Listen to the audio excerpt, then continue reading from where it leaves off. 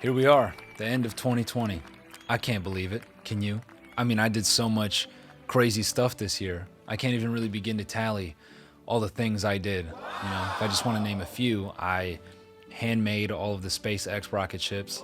That's probably why one of them went. I made Jeff Bezos his birthday cake, and you should thank me for doing that, because if I didn't do that, he might have just flattened the whole world and made us all Amazon employees, but I took care of us, so shout out to me. I made the vaccine. I mean, these are just a few of the things I did as an influencer. I haven't even begun to talk about the stuff I did on YouTube, which is mainly the purpose of this video. I've never really been compelled to make a video like this for YouTube. This is the first time, mostly because I'm actually happy with what I did this year on YouTube. You know, before this, I think YouTube was just a product of environment. You know, it was just something I did. I put effort into it, but I don't think I put in the same amount of effort that I did this year. And so I kind of want to be able to look back at this video at some point in the future and just be able to reflect, be like, damn, look how happy I was. This year started off pretty crazy. You know, Cody and I had finished our 5th TMG tour. It was our first international tour. We did one of our biggest shows in Australia. It was 2,800 people. It was crazy. And up until that point, we had spent probably like 6-7 months traveling, so we were never home. So to go from never being home to always being home because of the coronavirus, doing live shows almost every night to none at all, I can't lie, it was a weird adjustment. And I wanted to keep doing it because, you know, I love live shows. What can I say? So I did the closest thing to that, which was Twitch. I started streaming 3-4 times a week, and I was loving it, doing like an unhealthy amount of reaction videos, way too many. You know, they were good, but we knew it was too much when I shaved my head, because when I shaved my head, I think that's, you know, that's when all hell broke loose. Look at this shit. I've lost my fucking mind! What is happening to me? After shaving my head, it only took me a month to put on army fatigues. You know, I tried to resist. I really tried to resist. I had those fatigues from a sketch I did years ago. They were sitting in my closet, and I was resisting putting it on for a bit, and it only took me 4 weeks. And then, you know, the inevitable happened. I won!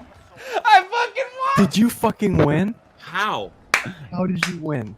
Oh How did you win? I'm watching right now. That steering wheel clip is crazy because for a few things. One, it got a bunch of press, which, you know, I didn't anticipate that at all. It kind of inspired, you know, some conversations between people that eventually took me down a path of like motorsport content. You know, I ended up doing some online races with like actual Formula 1 drivers, and then that led me a bit further into motorsport, which, you know, I'll bring up later.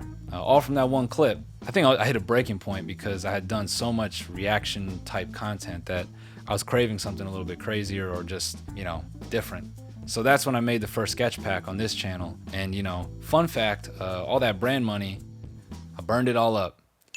I had a good time making what I could within the context of a lockdown. That, I think, is some of my better work. You know, and after burning up all that brand money, I felt like just taking some creative risks. So I just kept going down that path of sketch content, mostly because, you know, I was having fun just writing something and working on something that was, you know, outside of the normal. And that led me to making the Tyler Brash sketch where we put him in an army uniform, which is still, I think, my favorite out of all the stuff that we shot sketch-wise. Not doing what you're told and shoot me! Shoot me! Also, within that time, I took it a step further and I did the 50K reaction video. Keep it going. Keep it going. Okay. I hate it! After doing all that, I was starting to doubt myself a little bit, if I'm being honest, because they were just so different from what I was doing, and I think there was a bit of a disconnect, or just, you know, it wasn't hitting like all the other stuff I had done. But I'm glad I stuck with it, because doing all that work, that's what set me up, I think, to really execute when making the Sophia music video for TMG, helping concept for the Cody and Noel Do series. Building on all that, that's what led me to make the music video for the music project I had done in June called Push. Yeah, that project was a lot of fun. It was something that was just kind of like for me and my dad to remember. Also, a lot of you bozos left these stupid comments like, "Oh, dude, your dad had 808s in the 70s? Really?" No, stupid. The instruments, not the 808s.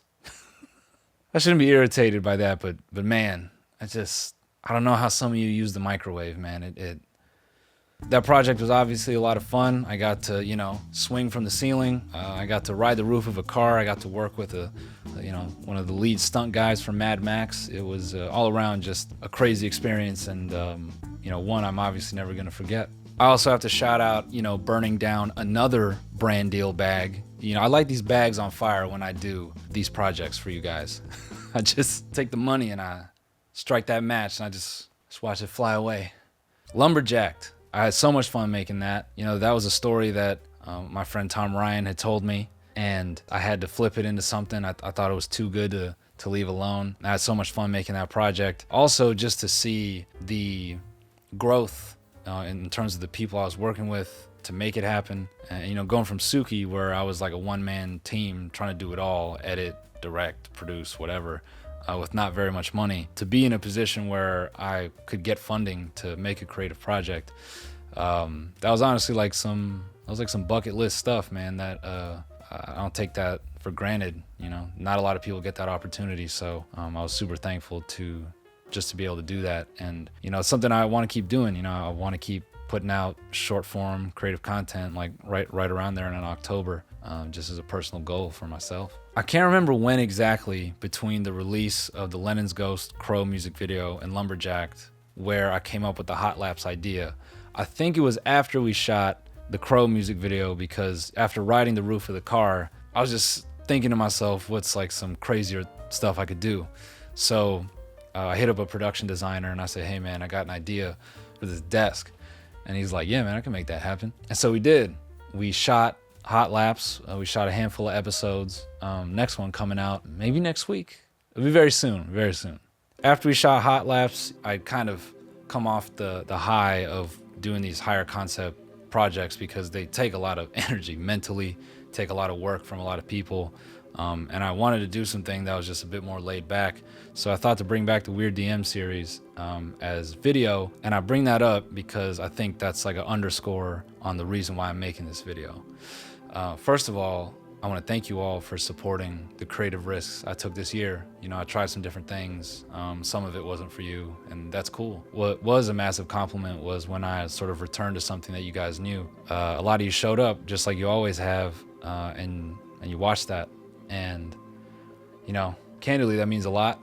Just because there was a point where, having done all these projects, I wasn't really sure really where I was taking all this work and what that meant for, I guess, my career.